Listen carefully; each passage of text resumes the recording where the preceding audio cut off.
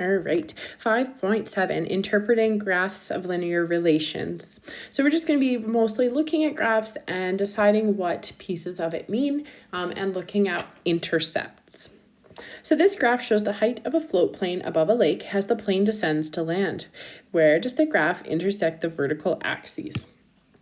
So the vertical axis is here. Where does the graph intersect it? At 1,000. And what does that mean? That means a height of 1,000 meters. And this is at a time of 0. So this represents the height of the plane as it begins its descent. Where does the graph intersect the horizontal axis? Well, the horizontal axis is here. It intersects at 10. That means a time of 10 minutes. All right, so this is at a time of 10 minutes. And what does that mean? Well, at 10 minutes, it has no more height. So that means the plane lands at a time of 10 minutes. It takes 10 minutes for the plane to complete its descent and land. So what is the rate of change for this graph? Remember, you can take any 2 points. So in my notes, I took this point and this point. I like to write out their coordinates because it helps me keep everything straight. So the coordinates of this is 2, 800. The coordinates of this is 8, 200. Now remember that the rate of change is equal to the change in y over the change in x. So in this case, it's the change in height over the change in time. So final minus initial, it's always the point furthest to the right on our graph that is the final point. So this one is our final, and this one is our initial. So negative 200 was our final height. Take away our initial height. Sorry, not negative 200, my mistake here. 200 was our final height. And we're going to subtract 800 meters, which was our original or our initial, over 8 minutes was our final. Take away 2 minutes. This leaves us with negative 600 meters over 6 minutes. And I get negative 100 meters per minute. What does this represent? This represents the rate of descent. So how quickly the plane is descending every minute. So it'll descend 100 meters in 1 minute is what this is saying. Any graph of a line that is not vertical represents a function. Remember, if something is vertical, it does not pass the vertical line test. We call these functions that are not vertical linear functions. The point where the graph intersects the horizontal axes, in this case, in this graph here, has coordinates of where it intersects the horizontal is at 4. So it has coordinates of 4, 0. This is the horizontal, or also known as the x-intercept. So we can say the horizontal or x-intercept is 4. This point of intersection represents the time when, in our case, the temperature is 0 degrees Celsius. Then, if we're looking at the point where the graph intersects the vertical axes, has coordinates of 0, -5. This is called the vertical or y-intercept. And its value is -5. This point represents the temperature when time equals 0. So a positive versus a negative rate of change. If we have a positive rate of change, we are going up and right. Okay, so if we went from this point to this point, I have to go right and then up. And that will always give us a positive rate of change. A negative rate of change, we have to go right and down. Or you can think of it another way as down and right, but either or, same options. Okay, this one is a negative rate of change. It is decreasing over time, whereas this one was increasing over time. Remember that change is always our final value minus our initial value, and the final value is always the most right value in our graph, and our initial value is our most left value that we choose in our graph. So this graph shows the height of a burning candle changes with time. Write the coordinates of the point where the graph intersects the axes. Determine the vertical and horizontal intercepts. So the vertical intercept is here, and that represents 10. So the vertical intercept is 10, and the coordinates for that are 0, 10. 0 because that's where it is on the x-axis. What does this represent? Well, this represents at time 0 what the height of the candle is. So the initial height of the candle is what I say.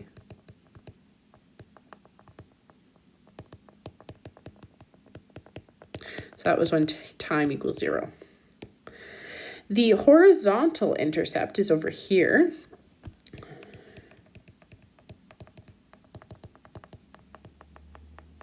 And that equals 45. The coordinates of that are 45 and 0.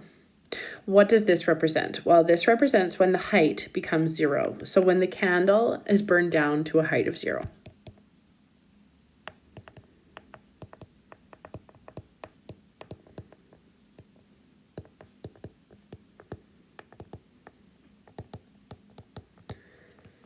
What are the domain and range of this function? Well, the domain is the x. All right, so we can go between 0 and 45.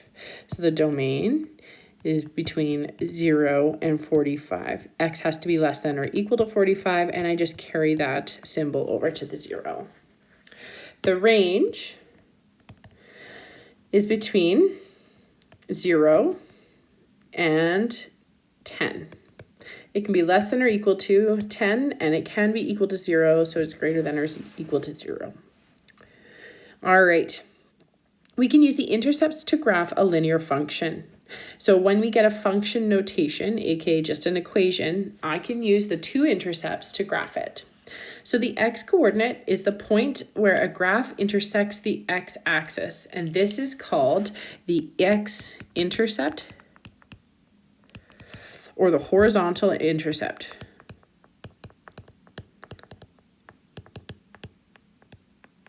We can use those two terms interchangeably. So to determine the x-intercept, you need to evaluate the function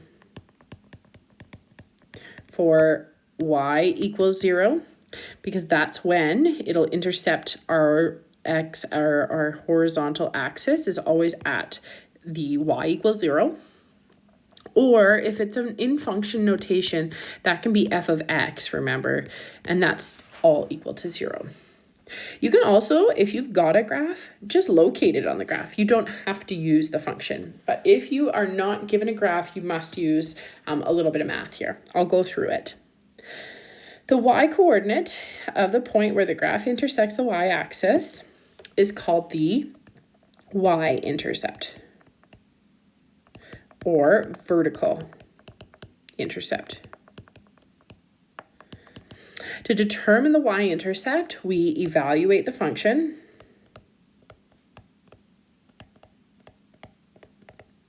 for x equals 0 or f of 0. Remember, that's where x usually is. Or again, just locate it on our graph. Okay, let's put this to use because it doesn't really mean a lot if we're not drawing it. So we're going to sketch the graph of this linear function, f of x equals 4x minus 3. So we could have done that with a table of values, but what we're going to do is we can find the two intercepts and connect those 2 points. We only need 2 points, and then we can draw a straight line through them. So let's find the y-intercept first. So the y-intercept is when x equals 0. So we're going to put in f of 0 is equal to 4 times 0 minus 3. So 4 times 0 is 0, and we're going to subtract 3, so we get negative 3. The coordinates of this would be 0, that's what our x was, negative 3. Let's find our x-intercept.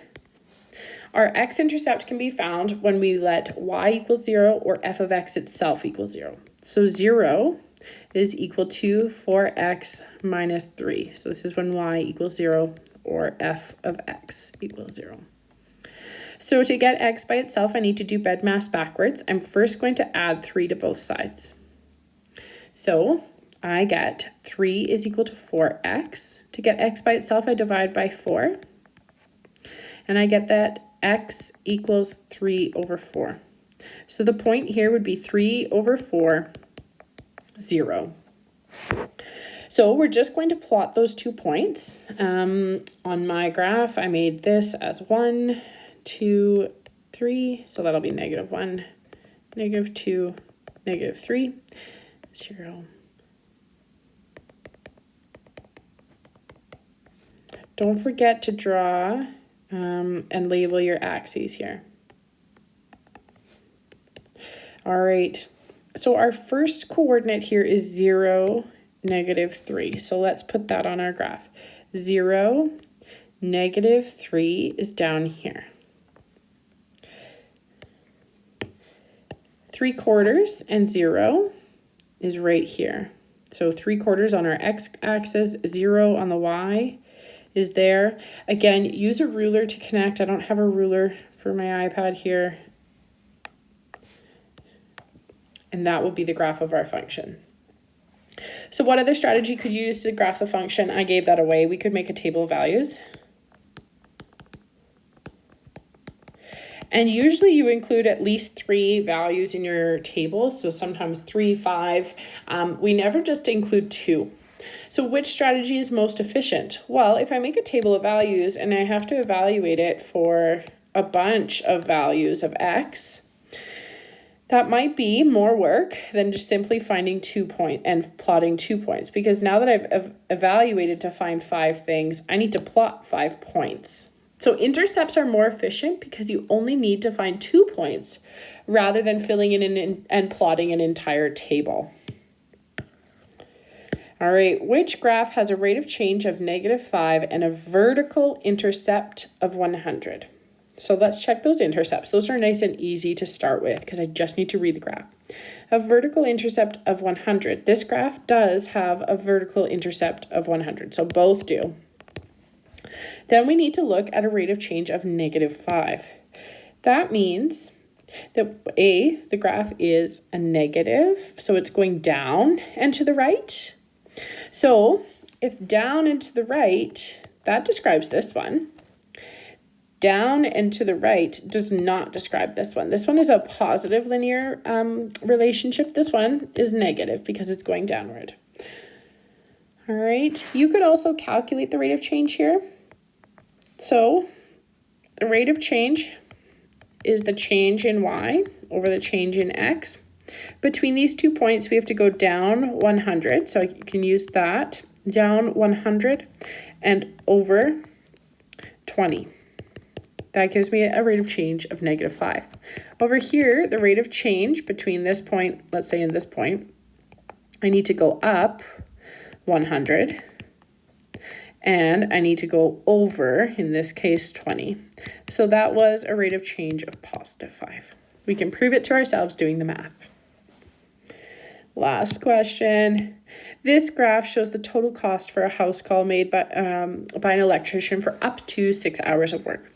The electrician charges $190 to complete the job. For how many hours did she work? Well, we can interpolate, so we can read the data from the graph. All right, each square looks to be $60. Okay, so if I go up by one square, that's 60. Another square is 120. Yep, looks to be good. All right, so up to 60, this would be 180. So we need to go just above this line. All right, I found this really hard to read because it's a very small graph. So I would say she worked for about 3.5 hours. I think you could also say 3.25 hours. Again, because this would be 3. It might not be quite 3.5. Up to you. I think that there's definitely some wiggle room in that reported answer. So what information do vertical and horizontal intercepts provide about a linear function? So they provide the 0 values for each variable. They can be the start and the end. In a positive graph, they can be the minimum and maximum, or they can just help us to graph the line. How can you tell a graph from a linear function that has a positive or negative rate of change? A positive rate of change is up and to the right. A negative rate of change is down and to the right.